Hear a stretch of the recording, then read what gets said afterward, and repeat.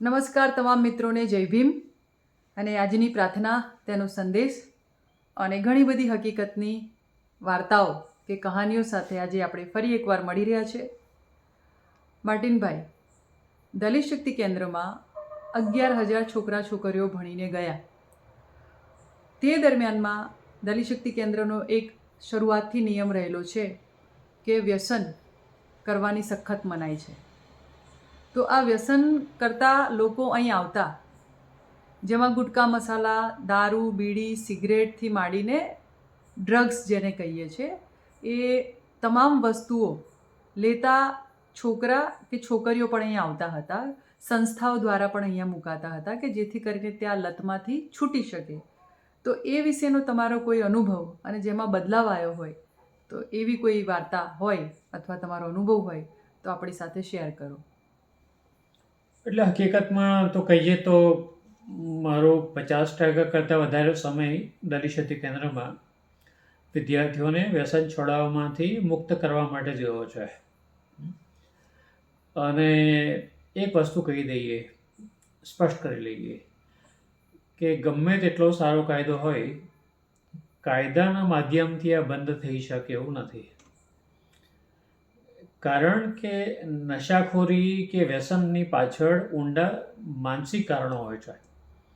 એટલે જ્યાં સુધી એ વ્યક્તિ સાથે ઊંડાણથી વાર્તાલાપ ન થાય અને એને સમજાવીને એ પોતે એવું ના માને કે આ મારા માટે બિનજરૂરી છે, ત્યાં સુધી એમાંથી મુક્ત થઈ શકાતું નથી. દલિત શક્તિ કેન્દ્રમાં મોટાભાગના વિદ્યાર્થી એમાં મુક્ત થઈ શક્યા એનું એ જ કારણ છે કે લોકો સમજ્યા, રાઈટ, જિંદગીનું મૂલ્ય સમજ્યા, રાઈટ. પણ મને બે વસ્તુ ખાસ કરીને યાદ આવે છે. કોઈ સંસ્થા દ્વારા એક 14 કે 15 વર્ષના બાળકને અનાથ આશ્રમમાંથી અહીંયા લઈ આવવામાં આવેલો. એના મા બાપ ન હતા અને કહ્યું કે અહીંયા મૂકવા માંગે છે, જો એનામાં કંઈ સુધારો આવે તો. એટલે છોકરો બહુ સારો હતો, વ્યવસ્થિત હતો અને બીજી કોઈ ફરિયાદ હતી નહીં. પણ એક વખતે બાકીના બધા વિદ્યાર્થીઓ ઘરે ગયા હતા અને કોઈ આવીને કહ્યું કે પેલો છોકરો બેભાન જેવો પડ્યો છે ત્યાં બીજી બિલ્ડિંગમાં. એટલે હું દોડીને ગયો તો નશામાં હતો પુષ્કળ. અને નશો શાનો કર્યો તો એણે ઓફિસમાંથી જે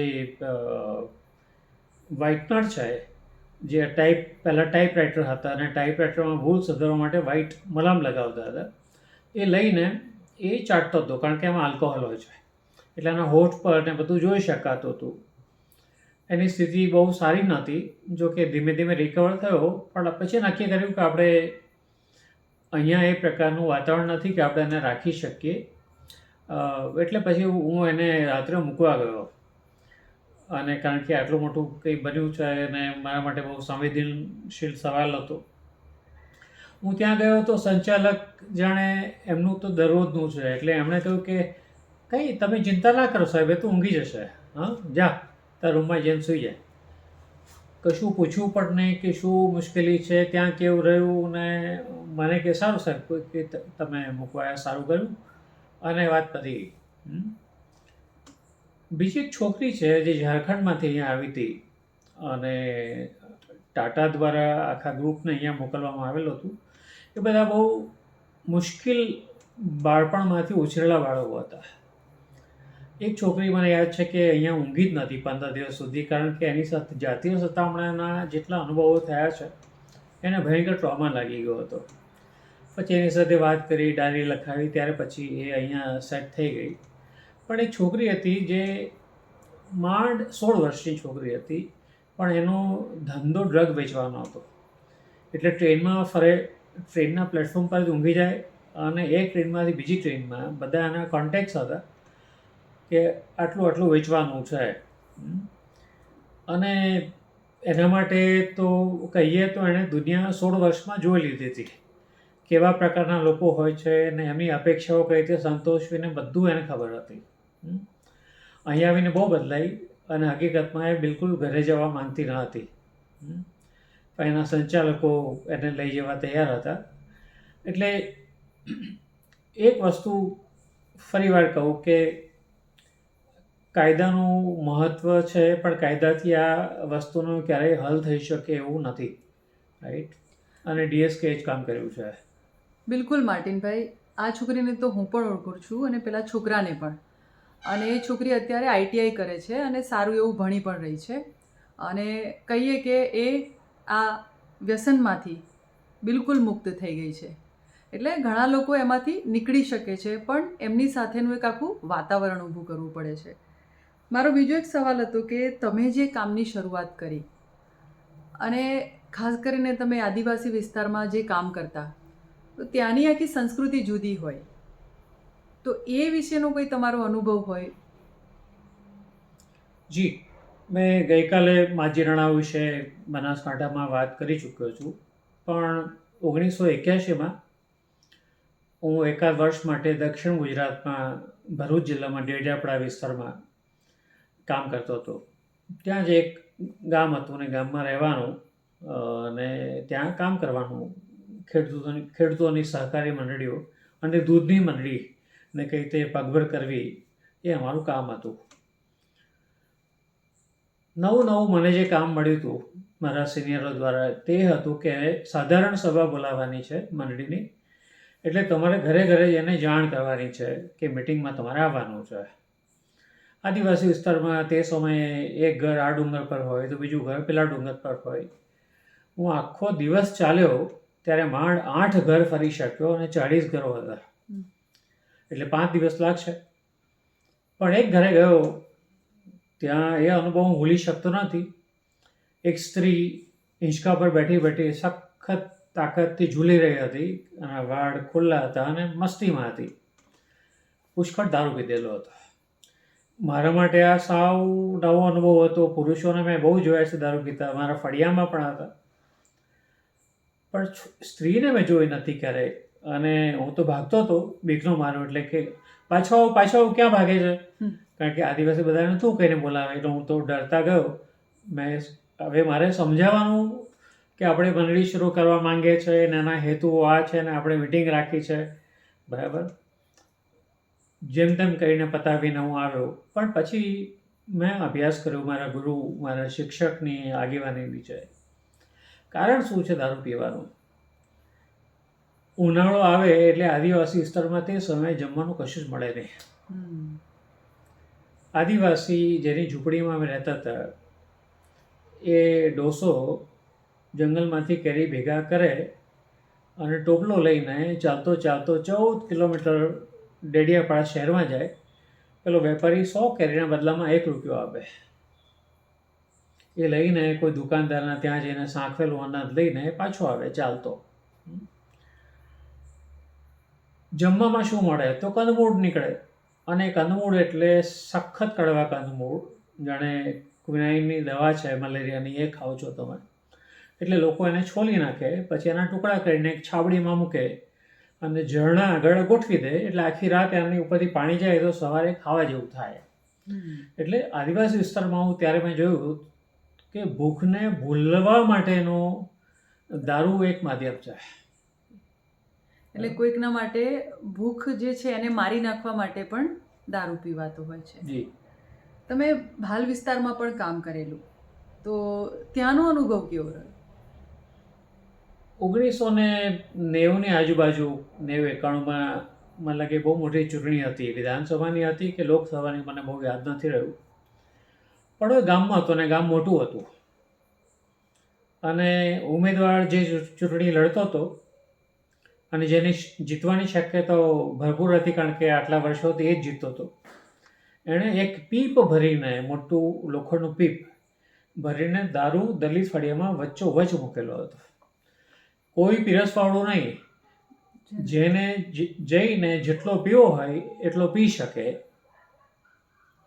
મારા માટે નવાઈ ન હતી કે લોકો જોતો હતો પીતા દરરોજ જાય. જે લોકો સાંજે 2 હાથ પાછળ રાખીને શિસ્તમાં ચાલે એ માનવું કે પીવા જઈ રહ્યા છે. પણ મારે જોવાનું એ હતું કે આ ફળિયામાં લગભગ 20થી 25 જેટલા યુવાનો હતા જે મેટ્રિકની પરીક્ષાની આજુબાજુ ભણતા હતા, અને મારે એ શોધવું હતું કે આમાંના કેટલા યુવાનો એવા છે કે જે દારૂ નથી પીતા કારણ કે ત્યાં મફત મળી રહ્યો છે. હું લગભગ 3-3.5 કલાક સુધી નોટ ને પેન લઈને બેસી રહ્યો નોંધવા માટે. મેં જોયું કે 4 જ છોકરા મને મળ્યા કે જેણે દારૂ ચાખ્યો ન હતો. એ છોકરાઓને એના મા બાપ કે કોઈ કહેવાવાળું પણ ન હતું કે આ તું શું કરે છે. અને ફળિયામાં ખુશીનો માહોલ હતો કારણ કે આટલો દારૂ જિંદગીમાં જોયો ન હતો. એટલે લોકોને દોષ આપવો બહુ સહેલો છે, પણ રાજકારણી તરફ આંગળી ચીંધવી અઘરી છે. એ બહુ અઘરી છે. જે આ મૂળ છે, જેનું મૂળ ત્યાં છે. તો માથે મેલું, ગટરમાં ઉતરવું અને પોસ્ટમોર્ટમ કરતા જે વ્યક્તિઓ છે એમની હાલત શું હશે?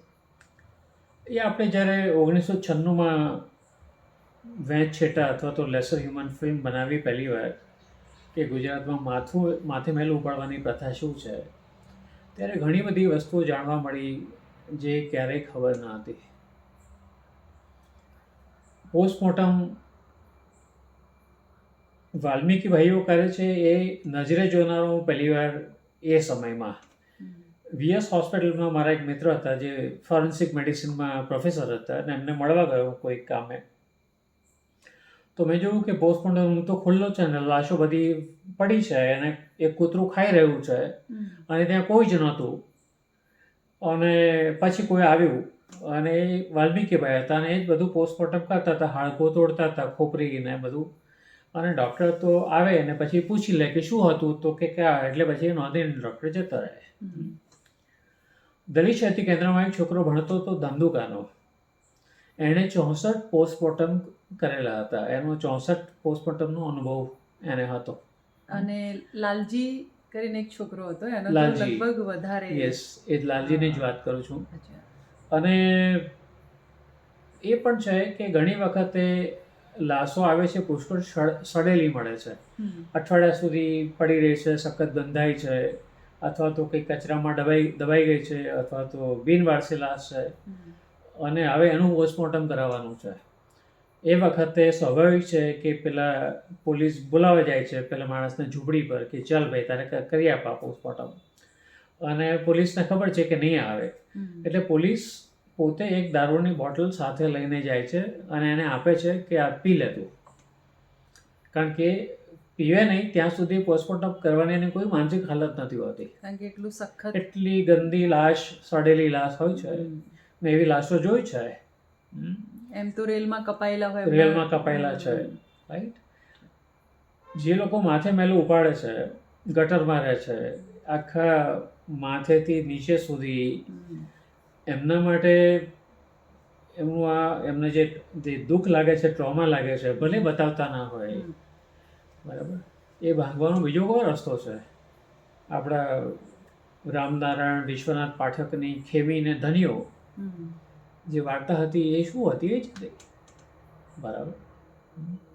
એટલે એક રસપ્રદ વાત મને યાદ આવી કે એક ભાઈને અમારા ગામના, ભાલના ગામના, અને કાઠિયાવાડ બાજુ કોઈ કામે ગયા.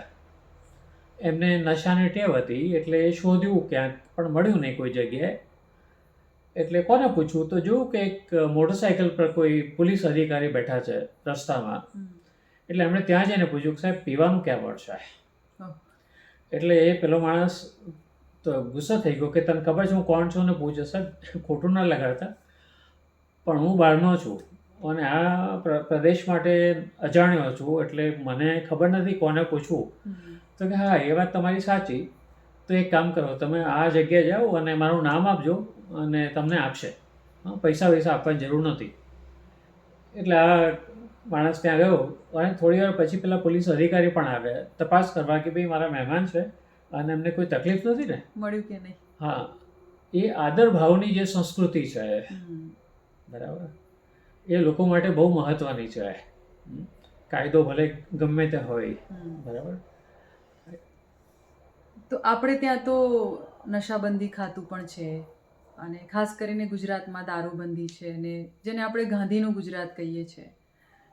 પણ છતાંય મેં પણ જોયેલું છે નજરે, અને વિડીયો બનાવતા ઘણી ગટરોમાં ઉતરતા ભાઈઓને પણ જોયેલા છે, અને એમના બીજા દિવસના ઇન્ટરવ્યૂ કરીએ તો એમાં એ ખરેખર કહેતા હોય કે એમની મનોવ્યથા શું હોય. એ ગટરની ગંધ લેવી એટલી સહેલી નથી જીવતા માણસ તરીકે. એટલે જ્યારે દારૂ પીવે છે તો જ એ ગંધને લઈ શકે છે, અને ક્યારેક એમનું ત્યાં મૃત્યુ પણ થાય છે. તો આ જે ડ્રગ્સ છે, દારૂ છે, કે પછી ગુટકા માવા મસાલાની આપણે વાત કરીએ, ગુટકાથી મોટી મોટી આલિશાન ઓફિસો હોય કે હોસ્પિટલ હોય કે જાહેર રસ્તાઓ હોય, બધી જગ્યાએ પિચકારીઓ મારીને એટલી ખરાબ હાલત કરી મૂકી હોય ને જોવી હોય તો આપણા ગુજરાતમાં ખાસ કરીને સૌથી વધારે જોવા મળે.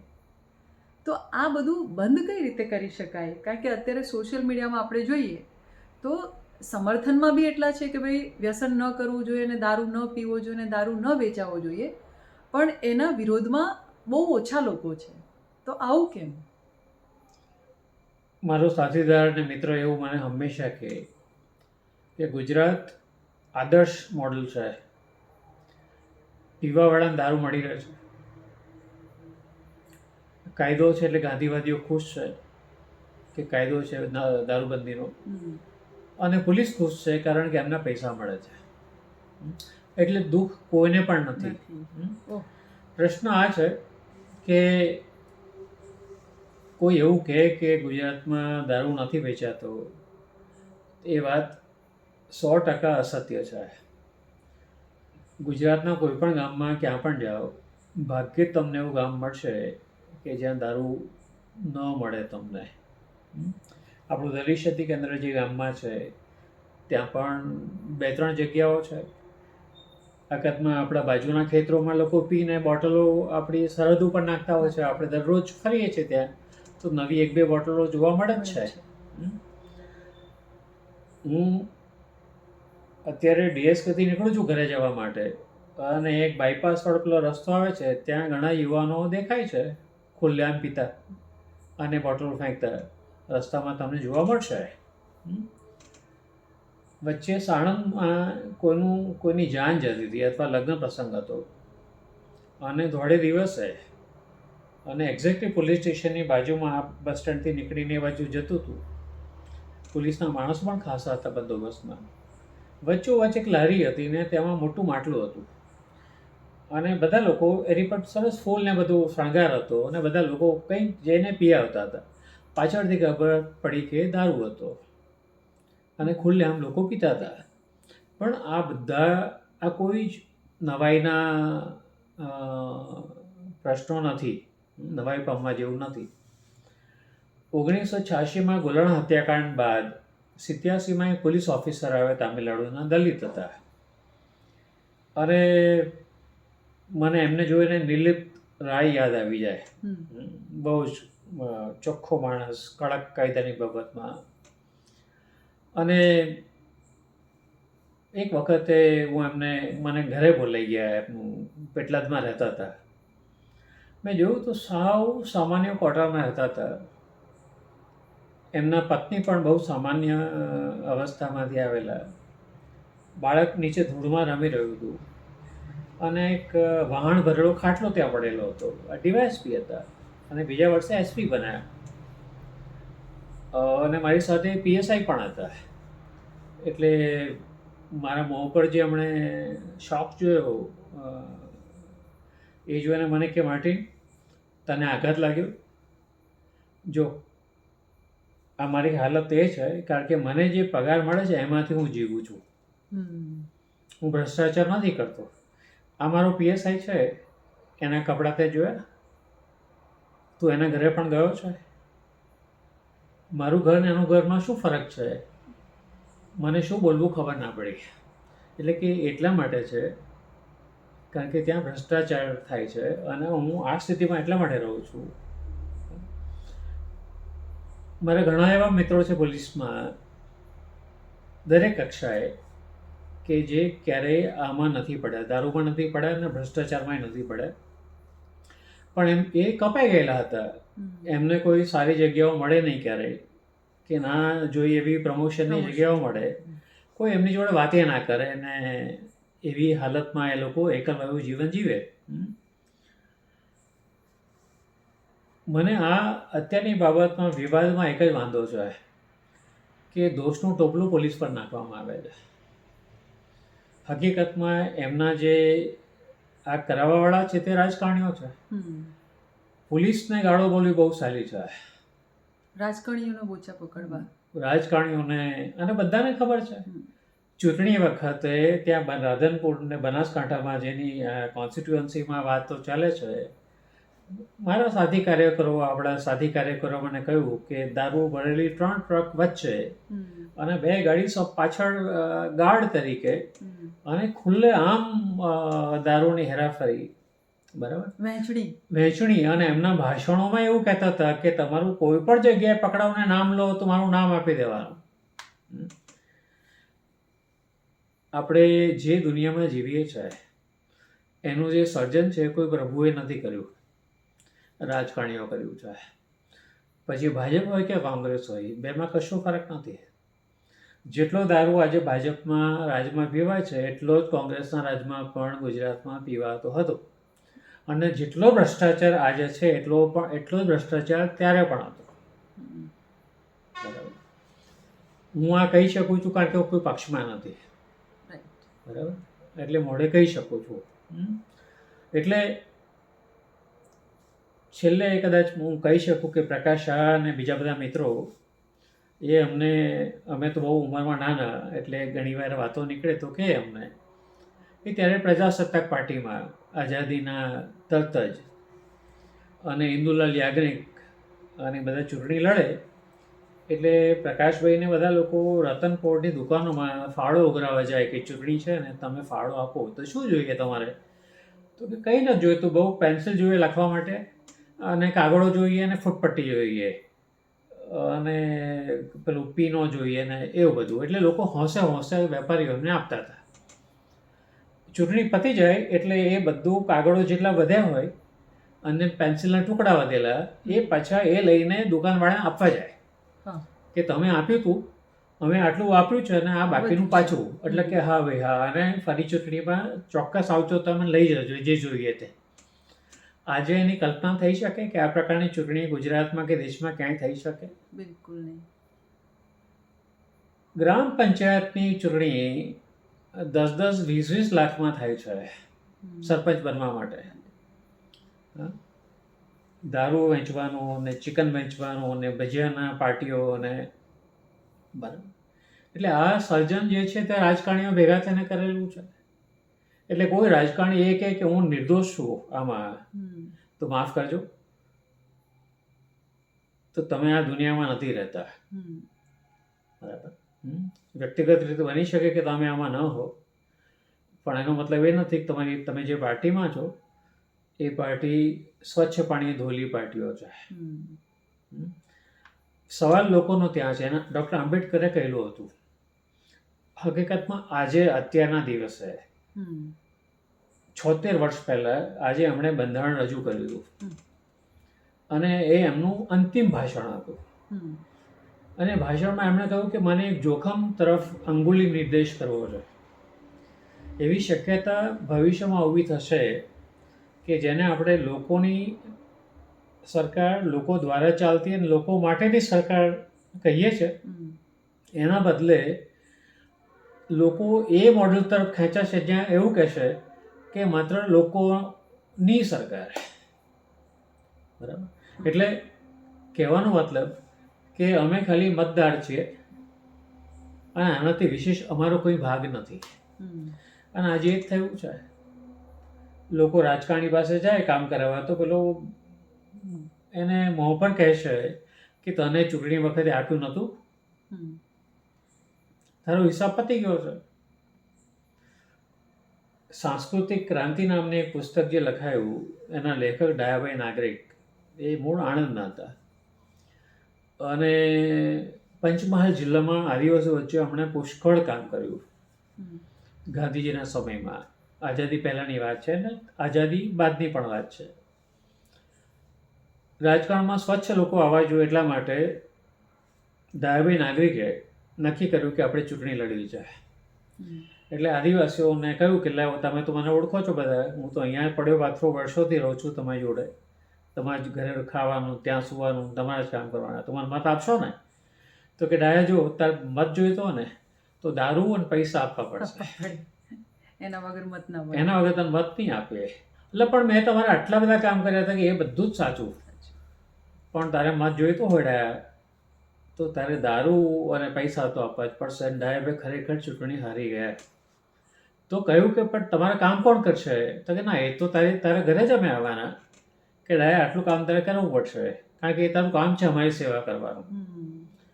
એટલે લોકોના મનમાં આપણે એક સંસ્કૃતિ ઊભી કરી છે, ચૂંટણી છે એને સેવા સાથે, લોક કલ્યાણ સાથે કોઈ જ સંબંધ નથી. એક સ્વતંત્ર ધંધો છે. જે જેટલું વધારે આપે એને મત એને મત આપવાનો છે. એટલે હું ગામડામાં કામ કરતો ત્યારે બહુ સામાન્ય વાત હતી, લોકોને પૈસા આપવાના અને પછી ભગવાનને જે એ લોકો પૂછતા હોય તે દેવીએ લઈ જવાના અને કહેવાનું કે હવે સમ ખાવ તો. એટલે લોકો સમ ખાય અને પછી સમ ખાધા પછી એ કોઈ ના આપે. બરાબર. આ વર્ષોથી ચાલ્યું આવે છે, બગડતું જાય છે. બરાબર. અને આપણે તો જોઈએ છે બિહાર ને બધામાં શું થયું તે. બરાબર. ખુલ્લેઆમ સરકારી નીતિઓનો, ચૂંટણી પંચની બધી મર્યાદાઓનો ભંગ કરીને 10-10 હજાર ખાતામાં નાખી દો અને લોકોની વિચારધારા એ છે કે પૈસા મળ્યા ને શું જોઈએ વધારે, આટલું તો મળવાનું નથી કોઈ દાડો, આપી દો. એટલે કાયદો ગમે તે, તમે દારૂબંધી હોય કે ના હોય એનાથી કશો જ ફરક પડવાનો નથી. એટલે મહારાજા સયાજીરાવ ગાયકવાડે આ જોઈ લીધું હતું, એટલે એમણે પોતાના રાજ્યમાં દારૂની ફેક્ટરી સ્થાપી હતી અને કહેતા હતા કે લોકોને ચોખ્ખો દારૂ મળવો જોઈએ પીવા માટે, જે પીતા હોય એના માટે. કમસે કમ ખરાબ દારૂથી તો મરે નહીં. અત્યારે તો મેં છેલ્લે સાણંદમાં કોઈના ત્યાં ગયો તો મને કહેતા હતા કોઈ માણસ પીધો છે અને એને ડૉક્ટર પાસે લઈ ગયા તો એના પેટમાં ચાંદું મોટું પડી ગયું છે. પછી પેલી બહેને કહ્યું કે જ્યાં અમે પીવે છે મારો ધણી દારૂ, એ તો હાર્પિક નાખે છે અંદર, જે ટોયલેટ સાફ કરવાનું છે એ દારૂમાં નાખે છે નશો લાવવા માટે. એટલે ગામડામાં પહેલાં હું જતો હતો તો રાત્રે 2 વાગે 3 વાગ્યા સુધી લોકો ઊભા ના થાય ને કે ના મિટિંગ ચાલુ રાખો. અત્યારે કોઈ ગામમાં મિટિંગ કરવું શક્ય નથી. તમે જ્યારે પણ મિટિંગ કરો કમસે કમ 10 પીધેલા લોકો આવીને મિટિંગને નહીં ચાલવા દે. આ ગુજરાત છે. ગાંધીનું કહો, સરદારનું કહો, જેનું કહેવું એનું કહો, આ ગુજરાત છે અને આ ગુજરાતની હકીકત છે. તો શું લાગે આમાં બદલાવ આવી શકે એવું ખરું? જ્યાં સુધી લોકો નક્કી ના કરે, આ સમાજ ઘડતરનું કામ છે. જ્યાં સુધી લોકો નક્કી ના કરે, દરેક ક્ષતિ કેન્દ્રના વિદ્યાર્થીઓમાં ક્યાં ફરક આવ્યો? એમણે નક્કી કર્યું પોતે કે આ વસ્તુ મારા માટે નહોતી એટલે ફરક આવ્યો.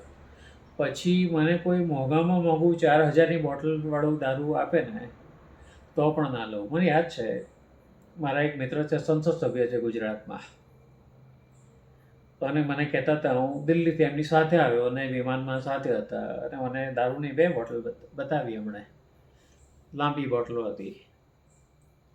મેં કહ્યું તમે તો કોઈ દાડો પીતા નથી? તો કે ના, પેલો જે ભાગી ગયો દેશ છોડીને, શું નામ એનું, નીરવ મોદી, દારૂવાળો, વિજય માલ્યા. વિજય માલ્યાએ રાજ્યસભામાં ને સંસદ સભામાં બધા માટે 2 બોટલ મોકલી આપી હતી ભેટ તરીકે.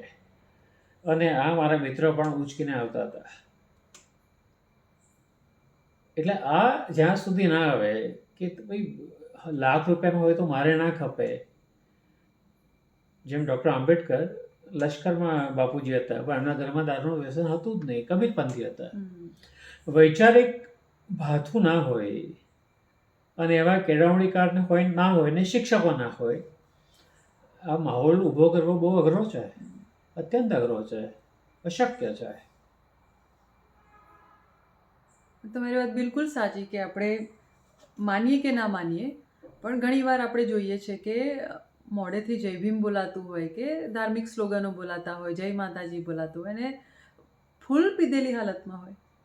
હવે એની સૈદ્ધાંતિક વાતને કઈ રીતે આપણે સમજવી કે આ કોણ છે. તો આ પરિસ્થિતિ કાયમ રહેશે જ્યાં સુધી લોકો એને એમાંથી મુક્ત થવા નહીં માંગે. તમારું એવું કેવું છે? હા, મને ચિંતા જે પેઢી મરવાની થઈ છે એની મને બહુ ચિંતા નથી. મારી ચિંતા એ છે કે અત્યારે ગામડામાં 15 વર્ષના ટાવરિયા આ નશામાં ચડી ગયા છે. રાઈટ. અને આ પેઢી જો ગઈ તો બીજા 50-60 વર્ષ ભૂલી જવાનું આપણે, કંઈ પણ ક્રાંતિ કરવાનું. બરાબર. એટલે રાજકીય વ્યવસ્થા ના બદલાય, રાજકારણમાં સારા લોકો ના આવે જે આ વિચારધારામાં માને ને એને અમલ કરાવે ત્યાં સુધી શક્ય નથી. બાકી રાજકીય ઈચ્છા શક્તિ હોય તો કોઈની તાકાત નથી કે કોઈ કાયદો કોઈ તોડી શકે. રાજકીય ઈચ્છા શક્તિ હોય તો. પોલીસમાં જે લોકો વિરોધ કરી રહ્યા છે કે ઝંડા લઈ લઈને સંવિધાનમાં નોકરી મળી, માફ કરજો, ઘણા ગરીબ, મને ખબર છે આપણા કેટલા વિદ્યાર્થીઓ છે જે રાત્રે દોડ્યા કરતા હતા અને બહુ મહેનત કરી છે, ના નહીં, પણ પોલીસમાં જવાનું આકર્ષણ એક એ પણ છે કે પગાર કરતાં તમે વધારે પૈસા કમાઈ શકો છો. Side income. આ પણ એક હકીકત છે. થેન્ક યુ માર્ટિનભાઈ, તમે આટલી સારી વાત અને ઘણી બધી માહિતી આપી. અને બધા મિત્રોને વિનંતી કે તમારો વિચાર એ રજૂ કરી શકો છો. અહીંયા કોઈ પક્ષ, પાર્ટી કે વ્યક્તિ તરીકે નહીં, પણ ભારત દેશના નાગરિક તરીકે આપણે બધાએ આ સમાજની ચિંતા કરીએ છીએ અને તેના સારા માટે શું કરી શકાય એની આપણે ચર્ચા કરી શકીએ. બાકી તો રહ્યું સરકારનું કામ, સરકારે કરવું જોઈએ. એ ધારે તો રાતના 12 વાગે પણ નોટબંધી કરી શકતી હોય તો દારૂબંધી કઈ ખેતરની મૂડી છે, એને બંધ કરવી એ અશક્ય તો નથી, પરંતુ એના માટેની આપણી અંદરની ભાવના હોવી જોઈએ, જે ક્યારેક આવશે એવું આપણે વિચારીને અહીંયા પૂર્ણ વિરામ આપીએ છીએ. કોમેન્ટ કરી શકો છો, શેર કરી શકો છો. ખૂબ ખૂબ આભાર. જય ભીમ.